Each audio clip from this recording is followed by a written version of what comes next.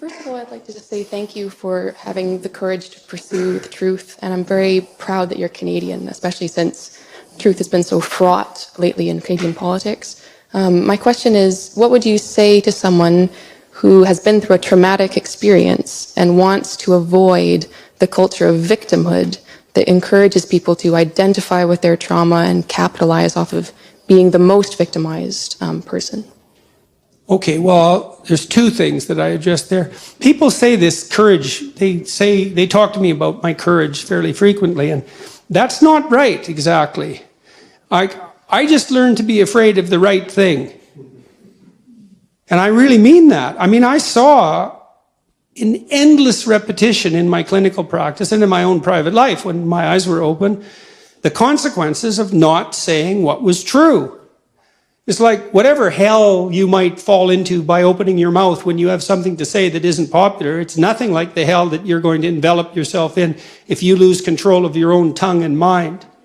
And like I said, in my clinical practice, I never saw anyone get away with anything even once. And so all you have in a situation like that is what is the truth. Now, of course, you only have your approximations to the truth, but that's better than nothing. And so you need to be afraid of the right thing, and you should be afraid of contaminating your soul with deceit. That's what you should be afraid of. That will definitely do you in, and I know exactly how. What happens is, garbage in, garbage out, the old programmer saying goes, and so you'll fill your head with nonsense and no one will call you on it except you, but you can still that voice if you try hard enough. You just wait until you get in real trouble. One day there'll come a point where you have to make a decision, and the decision is the difference between life and death, or worse, between someone else's life and death, or worse, between health and the suffering that's worse than death. And because you've compromised yourself to such a degree, you will not be able to rely on your judgment, and you will make the mistake you shouldn't make. And then you're done. And that will absolutely happen. So you tell mistruths voluntarily at your exceptional peril, and you avoid the unpleasant truths that you might have to delve into in all their messiness at your absolute peril and the peril of everyone around you.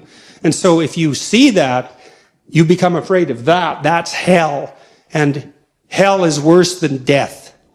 So, and I mean that most sincerely. So, okay, and so that's the courage issue. And then you asked about, I'm sorry, I obliterated the last part of your question.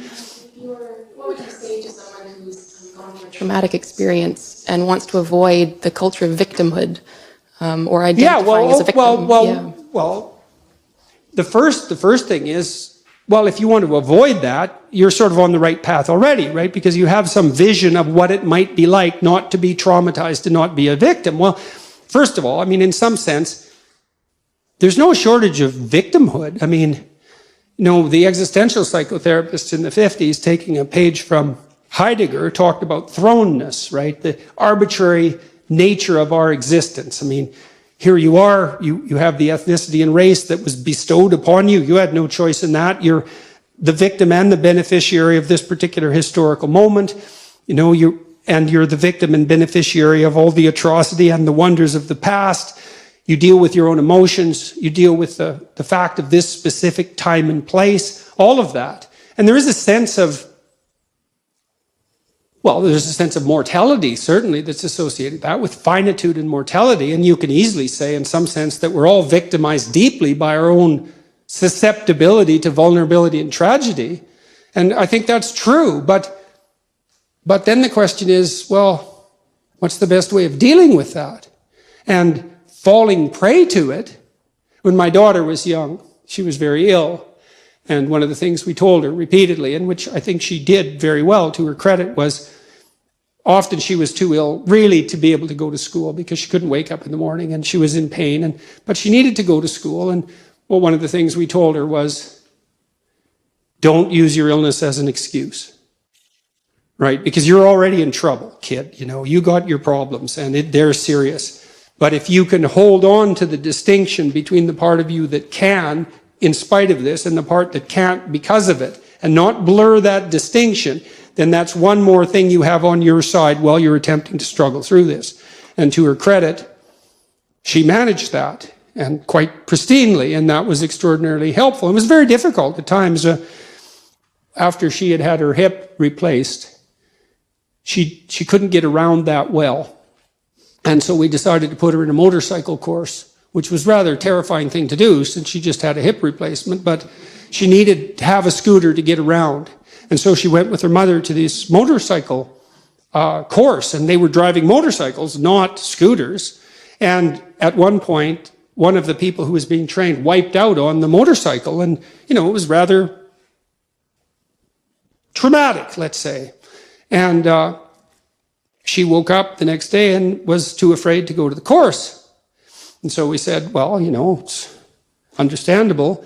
Why don't you just get in the car and go to the course and see when you get there if you can manage it? And she got herself out of bed and went and managed it, and then she passed the course, and then she had a scooter and could zoom around the city for the next couple of years. And so that was really good. But it was very hard to draw that line, right? Because in some sense, she'd been victimized by this arbitrary illness. And, you tend as a parent to have an outpouring of empathy, the empathy that can destroy under those circumstances, because you coddle the person more than is absolutely necessary, right? And you have every reason to, because they're suffering like mad. But you want to be a victim and be a tragic figure? And you might say yes, but you wouldn't if you thought it through. So, and then if someone asked me that question, say, in a clinical setting, I would do a little analysis of it. It's like, okay, well, you're suffering from this traumatic experience. You want to get over it. We'd have to figure out what the practical steps might be, and that might be finding somebody to talk to, or there's other ways of dealing with it. But you delve into the practical realm to sort of address that. So, yeah. Oh. Thank you so much for your talk. On a couple of occasions, you mentioned Judeo-Christian values during the talk, and in the recent question, you talked of the English common law, which sort of alludes to the divine. 1 in every 6 people in the world live in India today. India has a democratic, secular constitution, and yet the culture is Vedic, and caste is central to society. How would you speak about the freedom of speech into a culture that has that in its faith and beliefs, and at the same time, in certain fringes of the political movement, certain radical ideological movements, there's a belief that these freedoms are a Western import. So how would you healthily speak into that culture about upholding the freedoms? Well, the first thing I would want to do if I was doing that, practically speaking, is I would like to talk to as many people who hold those particular views as I possibly could to find out why they think the way they think. When they say that it's a Western import, well, what do they mean? Because in some sense, it is a Western import. I mean, India has a body of laws that at least in part is derived from the English common law tradition. And so it was imposed upon or introduced into that culture. Now, it took to a large degree. And I don't believe that you can import a propositional structure without the underlying imagistic ethos and behavioral proclivity. It just won't work, right? Because the infrastructure, so to speak, isn't there.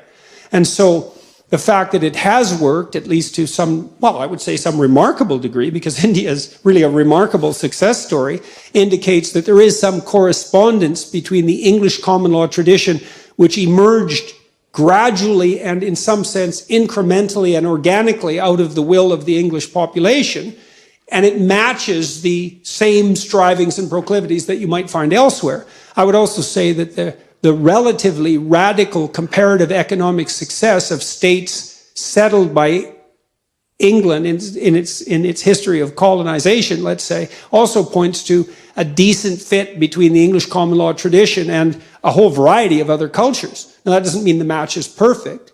And so, to some degree, the argument is correct. It's imposed, at least as a set of propositions, but it's incorrect because I think it reflects something that's fundamental at the level we've been discussing today.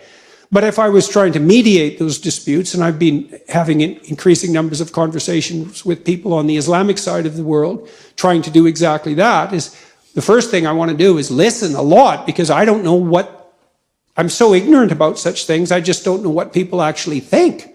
And so you can't begin to address a question like that till you find out why those who stand in opposition to your claims, let's say, why they think the way they think. Now, the probability that there's no tradition, say within Indian families, that approximates free speech in flourishing families, it's like, that's zero. Because it's not possible, you know, and if it's just a tyranny, if it's a tyranny, well, tyrannies aren't sustainable. Chimps can't even sustain tyrannies. You know, and I'm saying that for technical reasons, you know, because there is this idea that's quite promoted that complex animals like chimpanzees live in dominance hierarchies, and it's the meanest, toughest male chimp that rules the hierarchy, right? And he's like Stalin, except in chimp form, which actually places him somewhat higher on the evolutionary scale than Stalin. And so, but Frans de Waal has investigated the structure of those societies in great detail, and it's simply not the case that the most tyrannical chimp is on top. In fact, the chimp males who sustain leadership across reasonable amounts of time are unbelievably reciprocal in their interactions, especially with other males, but they're also particularly attentive to the females and the infants. And part of the reason for that is, well, let's say you're, you know, Joe Brute chimp, and you're strutting around like a fullback in Georgia, constantly showing off your physical prowess. It's like, well, one day you're a little sick or a little tired, and two chimps that you've tyrannized will tear you into pieces. And that happens quite frequently in chimpanzee disputes, where a too tyrannical male will be literally torn to pieces, because chimps are very brutal when they get their mind to it. And they're just taken out. And so there's a principle of reciprocal altruism, let's say, that's associated with the free exchange of ideas, and something like mutual valuation, and that's recognition of the soul, I would say, on a metaphysical level, that's a precondition for peace everywhere, not just in the West. And that's been propositionalized and formalized into law in different ways in different cultures, and sometimes not formalized so much yet, let's say, because in many cultures are governed primarily by ritual and custom rather than, you know, a fully articulated body of laws. But the fact that that does not mean by any stretch of the imagination that English common law is somehow purely arbitrary social construction. It's like that's such it's a preposterous claim. So I would start by listening and find out exactly what the issues are, and then, well, then proceed from there.